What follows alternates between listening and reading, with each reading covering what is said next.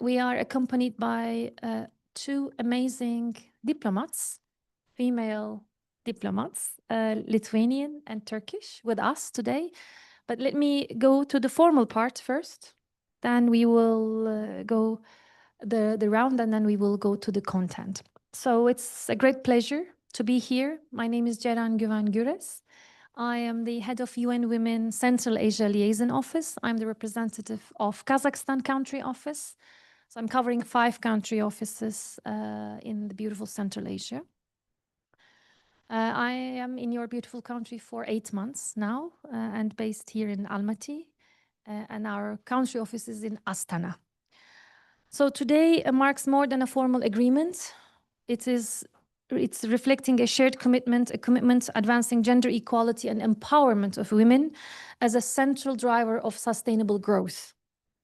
The world's half population is women, but unfortunately, most of the cases, there is a blind eye turned when it comes to empowerment, when it comes to access to rights, education, justice, economy, sports, science, politics, diplomacy. And we've been seen many times the caregiver, the mother, have to be beautiful, sexy, kind, nice, silent, not too loud, but smiley. But no, we can do all as our men peers, right? So when the public sector and private sector join forces, we create solutions that are not only impactful, but scaling last. We have a new data released. When women sit around the table, equally participating peace decisions, the peace lasts longer. This is something very interesting because we speak about labor force participation, we speak about violence, but when it comes to peace, which is an important issue nowadays, we have a lot of conflict because of water scarcity. It's not only about wars and war zones, it's also about the decreasing resources that we need more women around the table to eradicate conflicts and make the peace last. I found it very interesting. That's why I wanted to share with you. We are here with private sector. Why? As United Nations, if we keep on what we're doing at the same pace with the government partners, with universities, with NGOs, it will take another 100 years to reach the SDGs. So we need private sector. I think private sector also needs us. I studied business administration. It was ages ago when I was still young and beautiful. And the first class, they taught us, you need to make profit. Business is for profit, not anymore. To make profit is easier than before, but to add a value makes the difference. How responsible your company is, your business is, how inclusive it is. The young, talented people are looking for not the biggest companies, but the diverse ones who have equal pay policies, who have equal promotion policies, who have paternity and maternity leaves instead of being slaves like before, right? That's why private sector is important. Climate change and gender. I was in Dushanbe a few weeks ago. Did you know that in Central Asia, while we are enjoying our lactose-free cappuccino here, our sisters and mothers are spending 3 to 6 hours to fetch water? It's same in my country, it's same in Europe, it's same in many other places. It's not only a critiques of Central Asia, it's a fact. Climate crisis hits women more, triple than men. AI, we are speaking about AI. Palm reading. I do remember my first days in Kazakhstan with my cash. Everybody was looking at me as if I am an alien. I was paying in taxi and they said, no change. Where is your XY app? Which app? You know? AI, we're paying with palm reading now. But at the same time, how many women lost their jobs because of AI? Because they can't catch up. They don't have the skills, they don't have the resources. So look at the disparities. You know, so whenever we think about any matters, it's always gender element inside. And they're asking me very often, are you a feminist? I mean, no. Is it an anarchy? Is it terrorism? What is this feminism? Why are you so scared? You know, Of course I'm a feminist, because I'm fighting against inequalities. I don't want to take what man has. I want to have the equal share for women and girls. That's why I'm a feminist. So you should be too, you know? So that's also the narrative. So I need to focus. Sorry. So we are here to seal a collaboration with Eurobag, because Eurobag has an amazing portfolio of companies in different areas, and we would like to provide gender mainstreaming, gender equality approach more, whereas learning from private sector how to empower women in any and every area, eliminating violence, labor force participation, equality, equity, etc., etc. That's why we are here with Eurobag here, and we value this so much. That's why you are invited as the members and partners of Eurobag to hear why we are sealing this and what we expect from you. So very shortly, I would like to mention our Women Empowerment Principles. I don't know if you have heard about this. WEPs, WEP. This is a special tool of UN Women, free of charge, developed for private sector. Your companies can be a signatory and be part of a global pool of companies. More than millions of companies corporately are members, are signatories. This is free of charge. It has different modules to transform your companies to a more gender sensitive, more inclusive. And it's up to you. Your CEO has to commit. It's a very easy process, and you can apply. And if you want more, then we can develop programs together.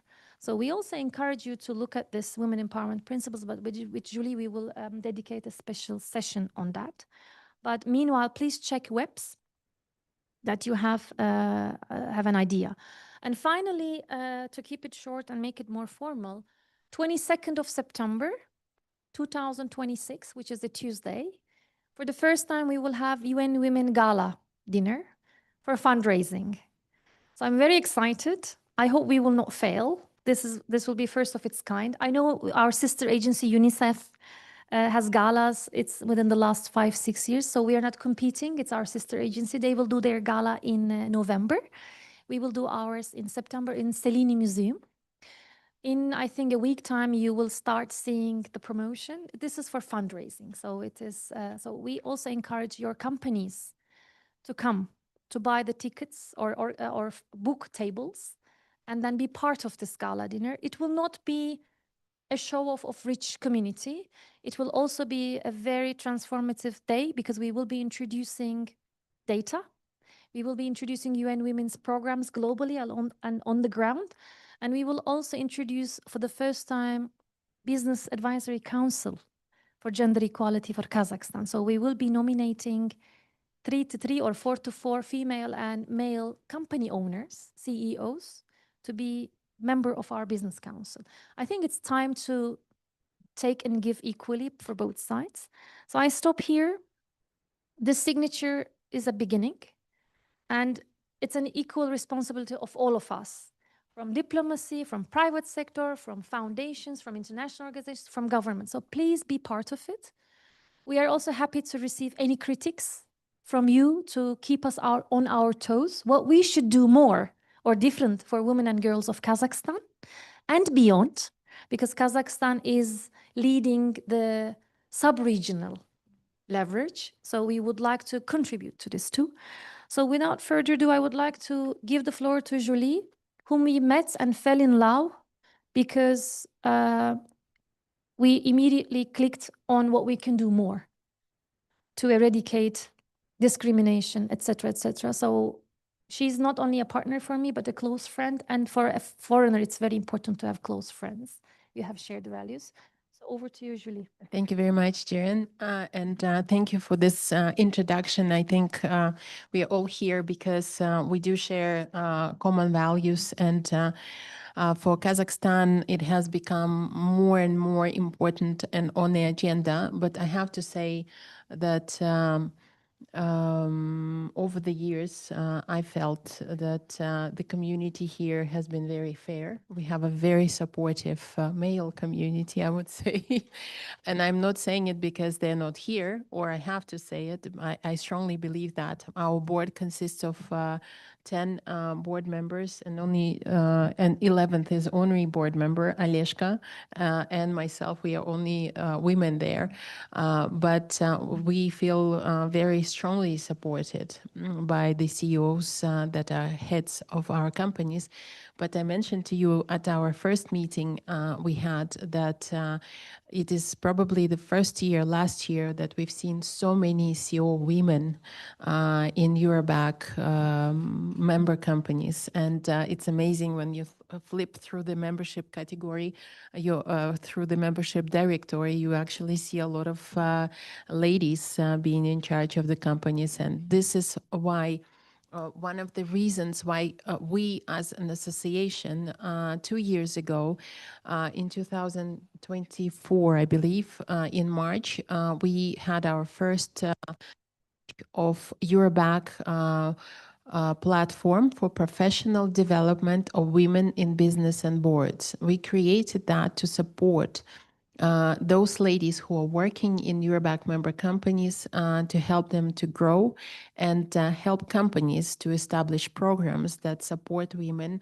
that actually address gender equality issues and everything that relates to that. And we can say that we've held a number of events under that platform.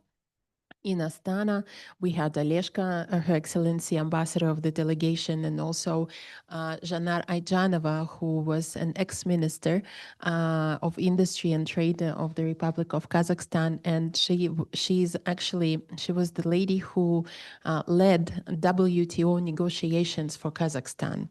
And when we had, as you said, a private conversation with Ms. Ayjanova, she said, I was doing a job for 4 people. Right now, when she resigned, there are 4 men taking care and doing the same job that she was doing back in Switzerland. Absolutely amazing lady. The negotiations went for almost 20 years. And she got Kazakhstan into WTO. There are some amazing, amazing professionals that are in the governments, that are in the diplomatic community. We have here with us this morning, Ms. Tuba Alan, and again, I'm sorry for Fedakar. yes, Consul General of Turkey, and also Sharonea Kabiluti. Yes, Kubiluti, Consul General of Lithuanian Republic. And in Astana, I was told that this year they have 13 female ambassadors. And I think this has never happened before. And it's amazing how the scene is changing and how different countries in different countries of the world are actually following this agenda. And I'm sure that UN Women as an organization, as an institution, has a lot to do with that, because they are starting it from a very high top level. And of course, organizations like ours, we just follow and we join this kind of initiatives. And Jiren is totally right that when we met, we immediately had a chemistry for the organizations and for personalities. It is indeed amazing to see what same minds, they think alike, great minds think alike. And we thought that we should sign a memorandum of cooperation with UN Women. And for us, it gives us a different level of status for our program. And our program had launched 2 years ago, the mentorship program, which Euroback CEOs or top executives could join. And we don't limit it only to women. You can become a mentor or you can be a mentee. So you have an opportunity. For example, I know Sharon said, I'm happy to be a mentor. If you remember. And you as an employee of Euroback member company can acquire directly from Sharon a mentorship session. It's an amazing opportunity to, just to get a session where you can ask questions on how to move in your career, how, balance, or whatever the question that you have. This is an amazing opportunity. to be a mentor as well. I know that many of you have excellent expertise through the life, and you are taking the leading positions in your companies, and you are there and you can actually mentor those young girls who are just developing. So this was the essence of our event, of our initiative. And this year, the beginning of a year is normally very stressful for my team because this is where I kind of rest and I get bored. And when I get bored, I get too creative. So I said, all right, ladies, we're gonna scratch our award ceremony and redo the whole thing again because we want something new and bring a different vibe to it. So this year, we are adding to the award ceremony. You remember that it was always CSR, it was always human resources and so on. But this year I said, you know what, we are going to introduce a new category, gender equality and women's empowerment. And I have invited the creativity went beyond, and we've extended the invitation to young women to be our intellectual partner for the criteria of the programs that companies actually have. So when you have a program within your company that supports women equality and women empowerment, you can apply for this award this year. And the criteria will be opened. You can see how you fit. And Jiren will be one of the juries. We will invite the jury committee, and then we will award all the projects. This is what Eurobag does. We acknowledge all the programs that are there that will be submitted, and then we will select one that has the most impact. And it's not about the money invested, it's about how impactful it is. So this year we will be doing that, and this is something that we also incorporated into our memorandum. So I think I've mentioned everything except one little thing. Is a disclaimer by our lawyer that we had to start our event with, actually. That being present in this event, you consent to video and photos of you being distributed and used in our social media. So if you have an objective to that, please let us know. My team will take a note, and we will make sure that your photo or video of you is not published. But if you're okay, then it's okay. All right. I think I would like now to pass on, according to the agenda, to Jen for her keynote speech. And later we will move into signing the memorandum. And if we have time, maybe we can ask what are the thoughts, and maybe some ideas can grow out of this event. You dedicated time, so this is so valuable. So let's have not a boring speech, but also you have some ideas, maybe some comments, so that we can discuss together and using this 1 hour at least more productive. Dear Excellencies, would you like to add something, or you want to be the guest and enjoy? Hello to everyone. I'll just put some words from our, I would say, Lithuanian side. Being a diplomat, actually, it takes quite a long time to get to the top from bottom. I started as, most probably of you don't know about this, but I started as a secretary or assistant ambassador over here in Kazakhstan 20 years ago, and came over as consul general at the moment.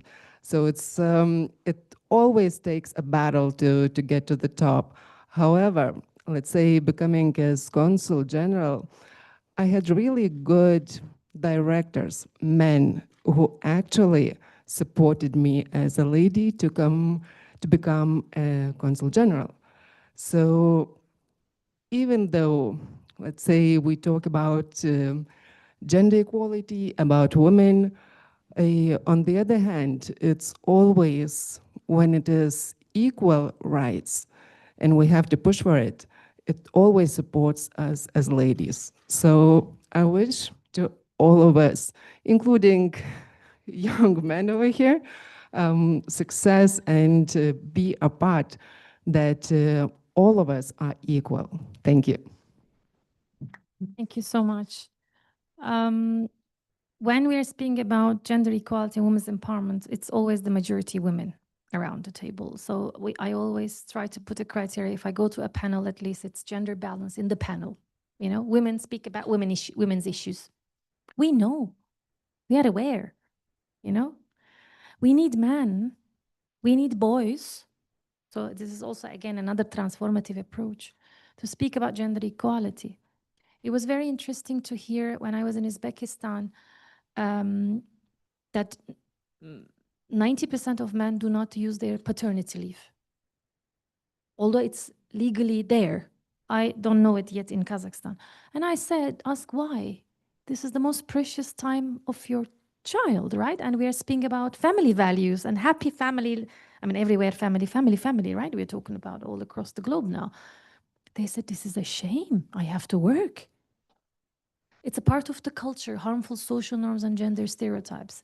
We had a study that we conducted in 3 Central Asian countries, and we asked, I mean, Suba Hanım knows this, we asked to men in Kyrgyzstan, Kazakhstan, and Uzbekistan, will your family peace be broken if your wife earns more than you? Why are you laughing? You know the answer, right? Конечно. So majority said yes. I don't know exactly the numbers, but 70% about said yes. And I called my husband. I said, Tolga, if I earn more than you, he said, please do. Please do, and as soon as possible. Now, apart from the joke, this is also a harmful stereotype for men because they were raised as the breadwinner. They have the social pressure that if they don't earn more or if they are not the sole breadwinner, they are half man or not man, you know? So that's also the other side of the coin. On the other side, we speak about women should work. Yeah, yes, women should work if they want. They can also be a housewife if they want. The problem is if it's being dictated. But at the same time, we also ask women to be mothers. And if there's no quality preschool education or accessible schools, etc., then how can she work? This is also not fair. Because I don't think it's a problem of a father when there is a child in the family to stay at home and take care of the little one, whereas the mother goes to work. So when we are speaking about discriminations, I think we should look from a very holistic approach. It's also putting extra pressure on both sides if we speak about, okay, work. I have 5 children, I love them, but there is no kindergarten. So how, or I need to take care of my in-laws, which is very common. Also in my Turkish culture, it's very common. I mean, I'm half German, half Turkish, if you put it that way. In Germany, we look for senior houses for our elderly when they are about 55, 60, which is absolutely normal, absolutely okay. If I think of my Turkish parents, a senior house, probably my father will go to the court and take my surname out from his family. Because it's, no, I'm not exaggerating. So different cultures. But why it's always women? Why it's always the daughter-in-laws taking care? So we need more boys to hear the changing the narrative. So I will share some data with you, which I think it speaks more impactful than what I will say to you. There is no single country on earth where women and girls enjoy equal access to justice. Equal access to justice. At the current pace, it will take 286 years to achieve it. Access to justice. If I'm beaten, I cannot reach to legal services. Can you imagine? There is no country on earth. I'm not speaking about Kazakhstan. I'm not speaking about Turkey, Germany, or Central Asia. These are global numbers. So injustice does not end when violence and discrimination end. For women and girls, it lasts lifetime. And when we speak about violence, we are always picturing it physical violence. No, online violence, deep fakes, shitstorms, Our bodies are used against us on social media as well. Or our children, our girls are more at risk than boys on social media. Emotional violence, economic violence. I'm happily married and I am dependent to my husband because I wanted to be a housewife, but he doesn't give me money. Economic violence. So you see, there are a lot of elements that we need to consider. In Europe and Central Asia region, this is very important, please listen very carefully. Women have 75% of their legal rights compared to men. In Uzbekistan, 3 years ago, domestic violence criminalized. In Kazakhstan last year, after Saltanat case. Shall we say thank God to Saltanat case? No, God forbids. God forbids. God forbids this repetition again. But now we have the legislation, not a standalone law, but respective articles that protects our rights when it comes to violence. Only 8 out of 16 countries in our region, Europe and Central Asia region, have overarching legal frameworks to promote, enforce, and monitoring gender equality and non-discrimination. So if we don't have our rights, how can we claim? So the basics. So I will go to gender pay gap. Can I ask your name? Yes. Nurlan, you are my favorite today. So Nurlan and I graduated from Nazarbayev University. Same notes, same ranks. We applied the company, same position. We both accepted. But Nurlan started to promote, whereas I have to, or because I'm a woman, and Nurlan earns 25% more than me, although we do the same job in the same level in Kazakhstan. Global gender pay gap is 20%, and Kazakhstan it's 25%. This is a violation of my right. Sorry, Nurlan, you are my favorite, but because you are the only man. But you know, it's because, okay, he needs to earn more so that he doesn't divorce his wife, because if she makes more, then they're in trouble. Exactly, exactly. Women's political participation. I mean, we have 2 consulate here with us, and they have their stories, as we heard one. The other one I know very well, which we share the same destiny. We have husbands following us, which is totally unconventional. I'm not going to touch hers, but mine asked, I mean, he's not following me, but he's supporting me. Mine asked by my neighbors in Germany, how did you let her go to Uzbekistan? Let her go. Okay.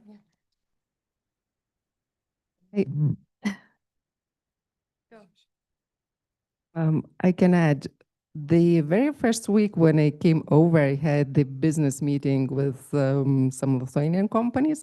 I got the same question. How come your government let me go as a woman over here to Kazakhstan? See? So So- not far away. We need to work on it. We need to, it's everywhere. So we need to change the narrative, and we need to be not aggressive, but very constructively saying, this is a human rights issue, this is inequality, that's why we are against it. Political participation. If women are not equally participated in politics, how can the legislation, the laws, the implementation is gender sensitive? So in Kazakhstan, do you know the percentage of female participation in the parliament? Sorry? Last year, it dropped. It was 23%, it dropped to 18%. It's one of the worst in Central Asia. That's why we are working for the upcoming elections in August, that we are working with the political parties equally to support women's candidacy. 18%. 18. And how many ministers we have, female? We used to have a lot. We found a magazine in 2000, remember? In 2005, it was 4 Ministers. or even 5. It was like a lot of ladies. A lot. Yeah, Mm-hmm. well, a lot. Thank you. We have 3 now. We have 3 now. And globally, when you look at the portfolios of female ministers, family affairs, social protection. I want a minister of energy. I want a minister of interior. You know, so look, they're asking me, whatever you get, you ask for more. Look, you are a minister, now you're not happy with your portfolio. I mean, I want to be the Minister of Finance. I want to be the Prime Minister. Why? President, of course. So these are the eradications. In Kazakhstan, which is thrilling, amazing, is that more than 50% of the SMEs are run by women. You know, the huge contribution to GDP. This amazing country will be soon a high-income country, 2 to 3 years' time maximum. So we need to run fast, because when it's a high-income country, the development aids are reducing, which means everything looks fantastic. You know, the politics. As you can see, I can talk forever. I have a lot of data to share, but you can Google them as well. What I recommend you is look at gender snapshot of UN Women 2025. You see that in every 10 minutes, globally, 1 woman is killed. This can be me, this can be you, God forbid, this can be my sister, my daughter. This is reality, this is a fact. What can we do? How can we speak constructively that this is no-go? So the call for action is, please equip yourself, sensitize yourself, and sensitize your peers in the office, at home, your children, your peers. Don't be afraid of talking about gender equality. This is not anarchy, this is human rights. Please use this narrative. And especially you, the strong women representing companies, business, private sector, and Eurobac here. We really need you to transform the organizational climate to be more gender sensitive. Also, there is no law that protects workplace harassment, which is very common and which 95% ends up women being silenced because of many other issues. But this doesn't mean that we are vulnerable. We are not vulnerable. The situations are vulnerable. So when we are speaking about, oh, poor women, no, hello, I'm not poor.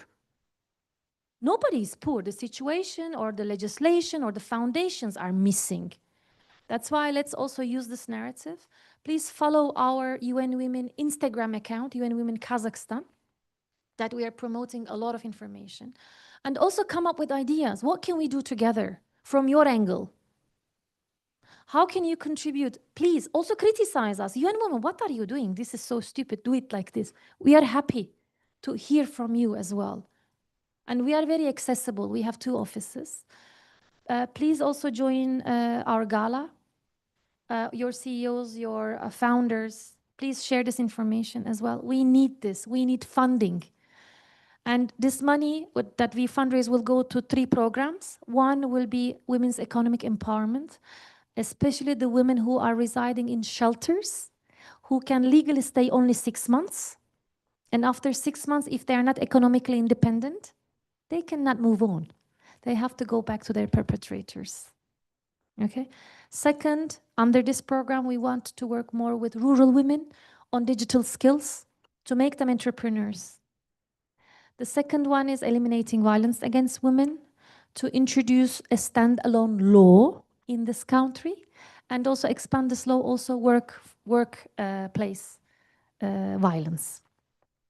And the third one is about women's leadership at home, women's leadership at work, women's leadership at society, in peace building, in parliament, in politics, you name it. So these 3 programs will be funded more. We have funds, programs are ongoing, with the money that we inshallah gather after this gala. And we are also open to financial contributions of the private sector as well. We have a lot of modalities of cooperation that can be a win-win. I don't know if you know Korzinka from Uzbekistan. It's the Galmart of Kazakhstan, I would say.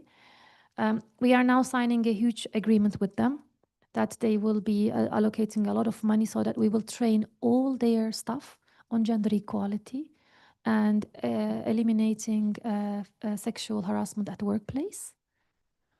And Aqua Power, one of the energy leads, Saudi company, they said it's a very male-dominated area, please help us. So these type of things we can tailor. We are now talking to TAV Airport. We're talking to BI Group and Astana Motors as well. What can we do? From 24th of November till 10th of December, which is 16 days. 24th of November is the day of eliminating violence against women. 10th of December is the Human Rights Day. That's why we have 16 days campaign fighting against violence. Help us to spread our global messages. We will be sharing all the data in your companies. We are now working with mega malls and TAV airports to become our partners to spread the messages there. Help us. You have a lot of tools which we don't have. And it doesn't cost much money for your companies, but a lot for us.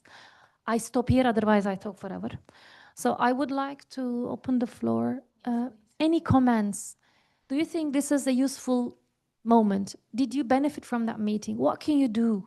What can we do together?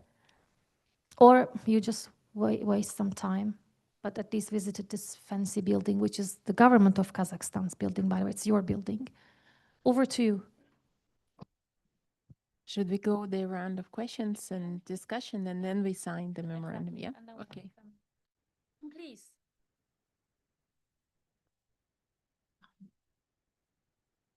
Thanks a lot. Your speeches resonated with us a lot. We can say that, sorry. My name is Camila. I'm representing Philip Morris Kazakhstan. I work in digital and IT. So Philip Morris is one of the biggest taxpayers in this country, and we do not take women's rights lightly. We do have our Committee of Women Leadership, which I'm the chair of this year. So we have a lot of legislations and policies in our company to support the women leadership and equality. We have the equal salary certification. I guess it's where we were the first in the country to get it. Maybe we're still the one, I don't know. And of course, we will take part in your award. I don't know, I'll be happy to introduce you to our GM, and of course, I think he will be happy to support. Oh, I really believe it. Omar this year really said that he would be happy to support the women's community, and he asked what he could do for us. And me as a human being, as a woman, your speech really resonated with me. In Kazakhstan, we really do very many things to do. And I really do believe that the patriarchy not only harms the women, but the men too.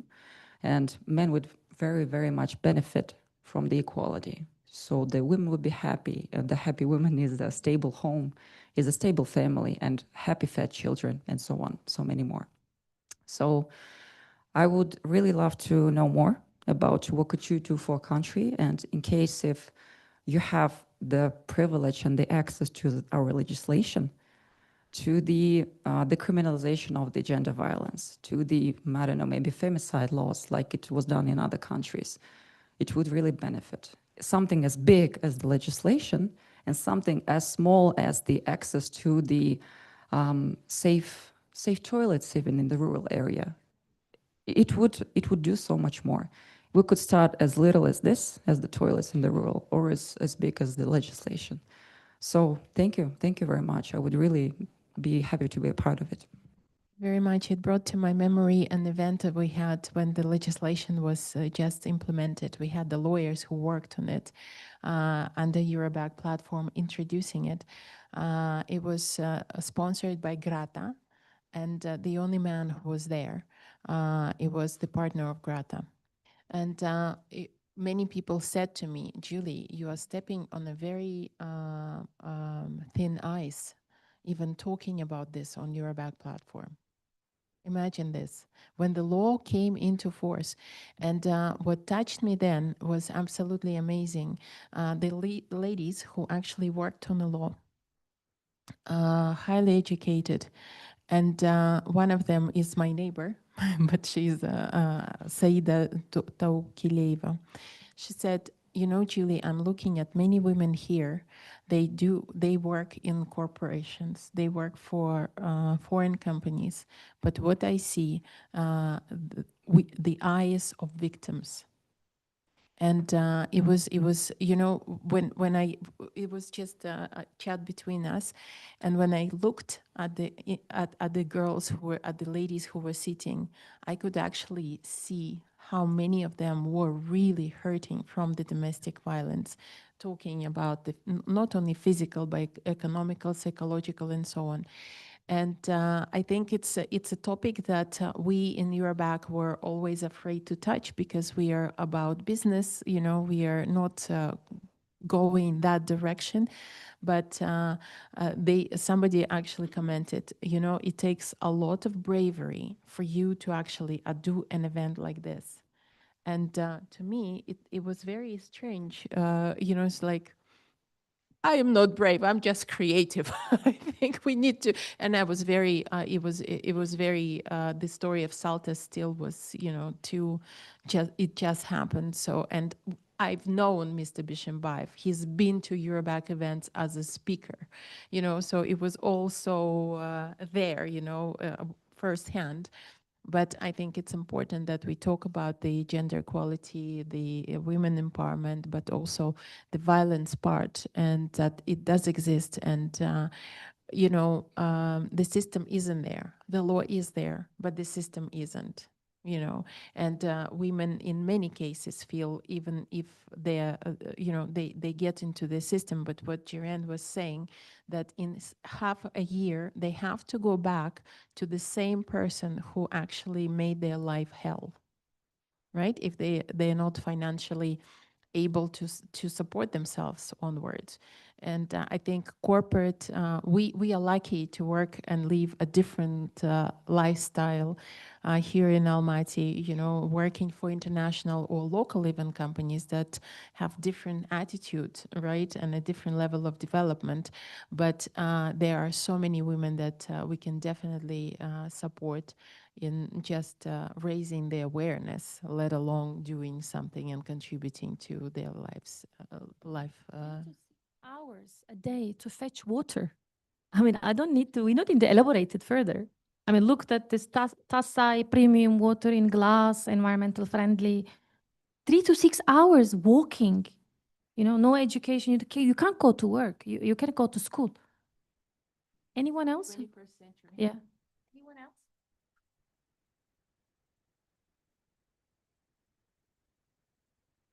Hello, everyone. My name is Shanar. I represent the Lotau Educational Foundation. And we work with teachers. And I always believed and believe now that education is a power. And you know that teachers mostly are women. So we work with women teachers. Now, 5 years, we are doing projects in mono cities like Balkhash, Jeskazgan, Satpaev, small cities. And we trying to make different educational projects with teachers. And first, when I met teachers first, and we had one session, and there was a task. Could you describe your dream travel? And I was shocked by one of the answers. Teacher said, my dream travel is to travel to Karaganda. I was like, why? Why Karaganda? Why not London? Why not Moscow? Why not even Astana? Yeah, it was like, you know, the brain locked in that territory. And she says, no, I even not dream about other places because it's unreal. So I said, who put that frame in your mind? Just open it. It's just a dream big. So now about more than 30 teachers got trainings in UK. They visited London, they saw everything, and they're doing a lot of development there. A lot of things are going changed. So how to say, it's really, as Lady said, it's really resonating the same what you are saying with mission what we are having. Thank you.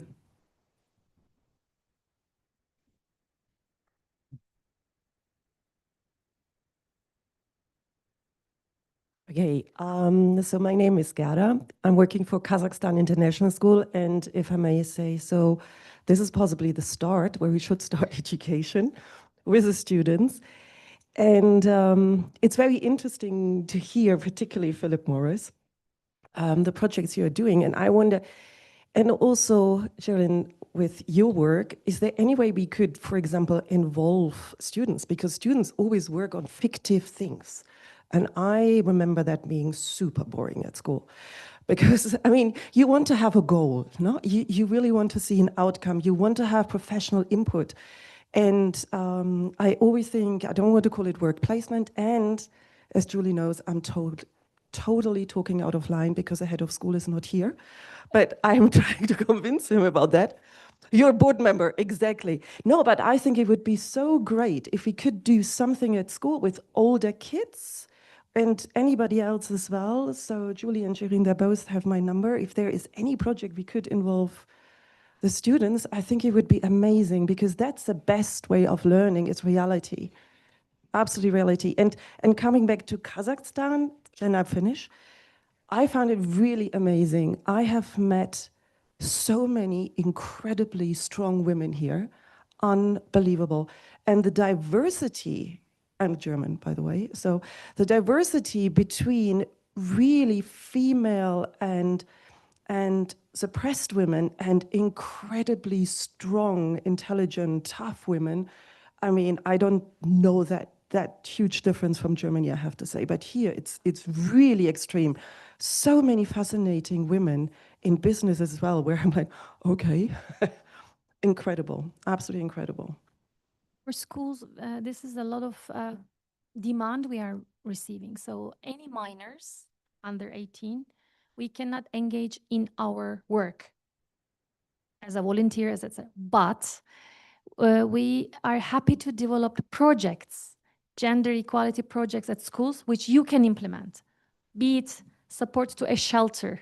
So your school is taking 2 shelters in the region, in your neighborhood, and sustainably, not visiting once and giving presents, no go, sustainably supporting, be it supporting the children residing there, be it supporting fundraising for this, etc., or community engagement, running campaigns. You know, my daughter is in another school. That shall remain nameless here. Exactly. Exactly. And now she's killing me with projects. And these young brains are fantastic. When you just sensitize them, they come up already with ideas. And we have the network to put connections where they can really run meaningful projects and programs. My only concern is, can I be very open?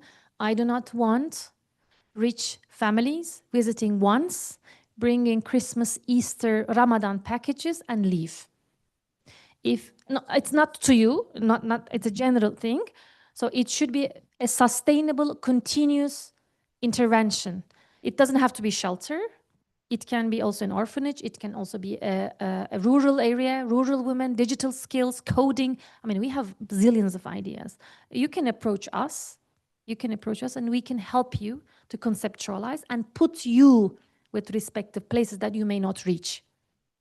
But I think this is really where we need the ideas because we do the orphanage and we do go back there all the time. We do painting, we do playing, we do English lessons with them. So we're working closely with them together and go there on a regular basis.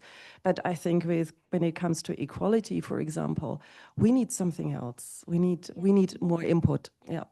Do your schools have a special spot for these children, for example, institutional? So it's vice versa, for example, or can there be sustainable contribution to these children who are residing there for their courses? We can discuss this, but it's more than that. It doesn't have to be shelter, by the way. Shelter is very easy, but there are also other things. Rural development, very important. You know, knowledge sharing. There are a lot. We can help on that. Anyone else?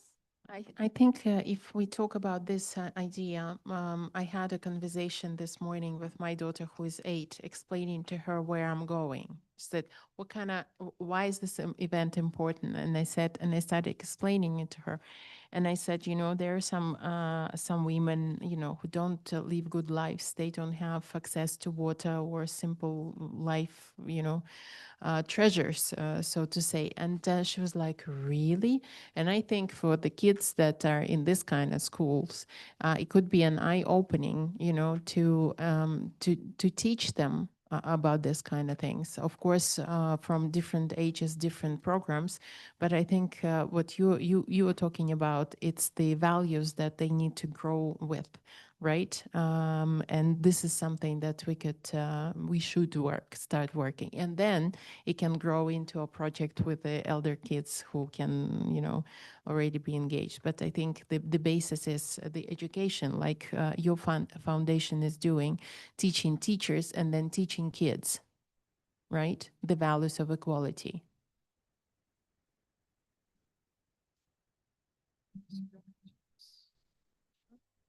Okay. So thank you very much for this event. I think it's very useful and I'm very happy to be part of it. I mean, we also, as the Turkish Consul General, one of the events that I wanted to hold and I held was the 8 March event, the women event that we invited and hosted 150 Turkish and Kazakh women who were speaking Turkish, because the event was in Turkish, so it was our capacity to hold it in Turkish. We shared our stories there, and these women are coming from some certain backgrounds, and they are still having some commonalities, some common problems with women coming from lesser backgrounds. So this is very interesting to see. So there's no, I mean, there are some class gaps between those women, but it's very interesting to see that we all women share some, common problems and troubles that we have to still overcome.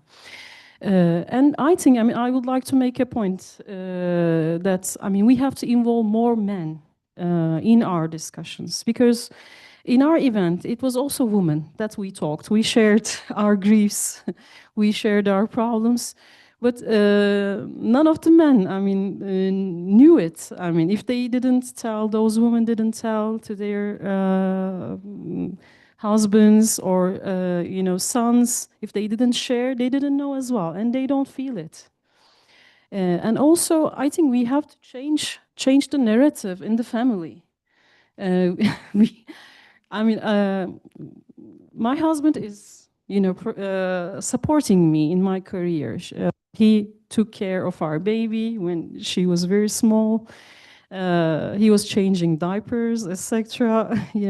But even in very liberal families, there's a narrative going on. So you're trying to, it as a woman, you're trying to influence it because you're raising a child together. But there are some conceptions that are very much embedded in the society. So while a man is trying to support you, he cannot relieve himself from the very heavy effects, heavy influence of the society that is put on him. So he's like having some hiccups. I'm doing this, but am I manly enough? So this and this kind of stuff. So I think we have to engage more men in our next steps. In our next steps, and and they even do not know if they are if they are implementing discrimination on you.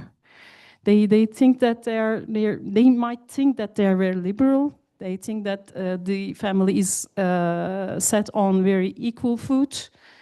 But I think we have to, engage in them to probe that, to see if it really works the way they think, the way we think. So I think we have to change the narrative in the family, and it will be a very a good legacy for the future generations. And I'm always at your disposal to help. You know that. We can engage in many communities together. We can Turkish companies, Turkish people here, other communities that we can reach. We are always of help. Thank you. He wants to say something. We pass the microphone while it's going. I will just detail that, Tuba, that the EU ambassador Agnieszka Simkic said absolutely the same. She said, we really need to get more men involved. And we want to do initiatives and things, but it has to be an equal presence, right? I'm still trying to think creatively on how to do it. I'm still trying to find a way. Yeah, good morning, everyone. Yeah, I have to say a few words today. Yeah. Yes, my name is Nurlan Kubenov. I'm a partner of Unicase law firm. We are a new member of Eurobac, and this is the first event that I'm attending. Actually, welcome, but you Very are a nice. returning member. Your company was a member, and then a few years you were not, and now you're back. We are back, yeah. And it's a very nice beginning. Thank you very much for organizing such an event. I think it's very useful. And yes, being one man at this event says a lot.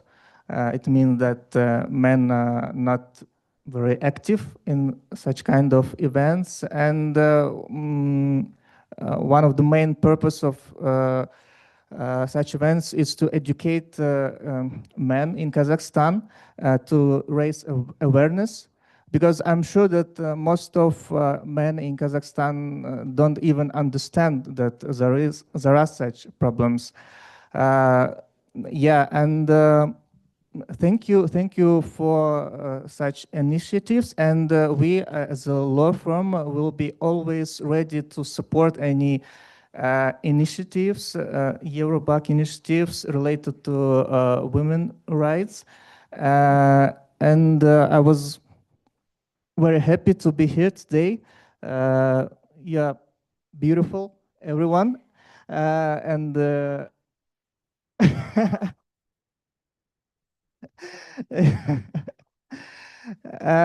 I wish everyone here to be happy to reach your goals, and that together we will be able to solve all the problems that we have today. Yeah. Hello, everyone. It's really nice to see you all. My name is Nurai. So I'm working in the same firm where Nurlan does work. I'm a head of business development and marketing. All these initiatives would be supported by us.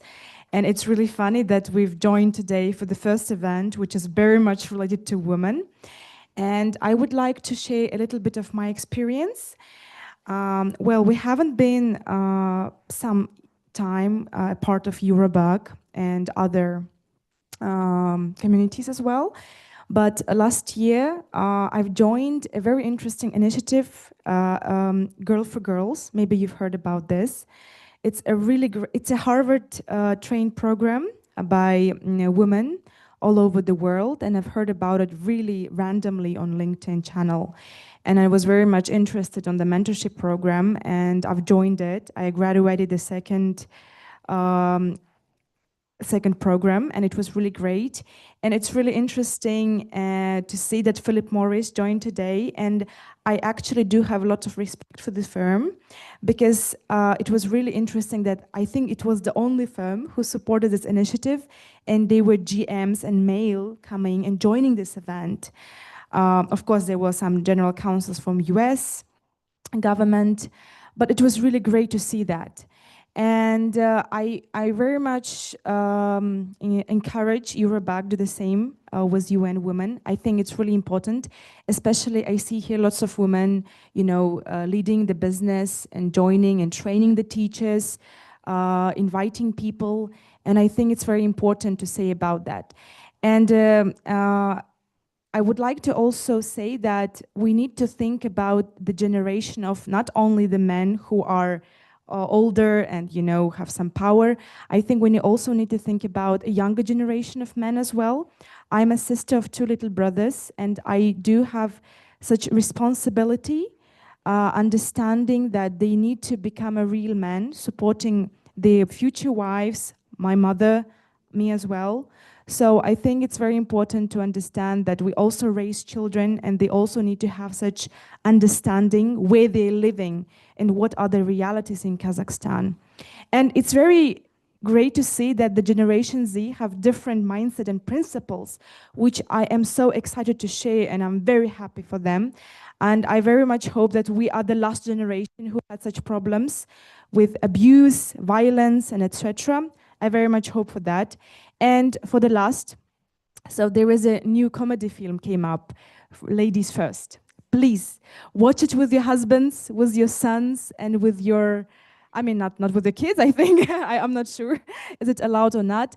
But I very much encourage you to do that because it's really great comedy and it comes with lots of ideas to think about. Thank you very much. Oh, no. I still have one comment. Lithuania actually is quite much advanced regarding gender equality, and we used to have like 20 years ago, 15 years ago, that no men were taking paternity leaves. Right now, it's even a fashion. So, so in this case, we've did quite a lot. Although we still have problems with equality, even at the MFA, it's normal.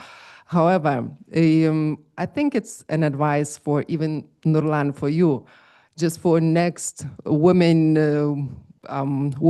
events, take your friend, men friend, and just advertise that women, we are not biting, we are not something scary. So to have that equality, we also need men. So just take your friends over. Okay, thank you so much.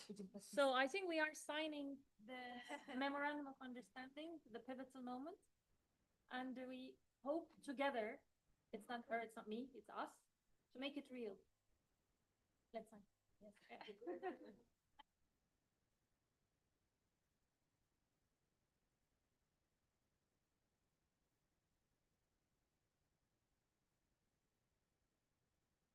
Done. So we have a group photo, yes, maybe, and we still have some coffee and cookies, right? Please don't let them.